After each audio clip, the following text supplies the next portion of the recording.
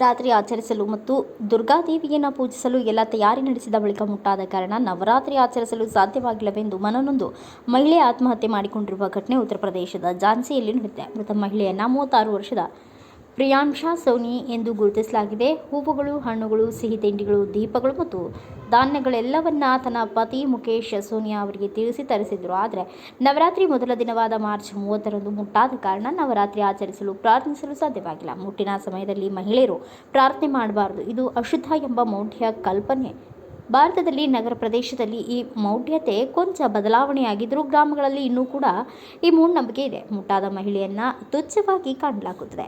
ಪ್ರಿಯಾಂಶಾ ನವರಾತ್ರಿಗಾಗಿ 1 ವರ್ಷದಿಂದ ಕಾಯುತ್ತಿದ್ದರು. ಆದರೆ ಮುಟ್ಟಾದ ಕಾರಣ ಉಪವಾಸ ಮಾಡಲು ಅಥವಾ ದೇವಿಯನ್ನು ಪೂಜಿಸಲು ಸಾಧ್ಯವಾಗಲಿಲ್ಲ. ಎಲ್ಲವೂ ಹೇಗೆ ನಡೆಯುತ್ತದೆ, ಯಾರು ಪೂಜೆ ಮಾಡ್ತಾರೆ ಎಂದು ಒತ್ತಡಕ್ಕೆ ಒಳಗಾಗಿದ್ಲು. ಅವಳನ್ನು ಸಮಾಧಾನ ಪಡಿಸಲು ಪ್ರಯತ್ನಿಸಿದೆ.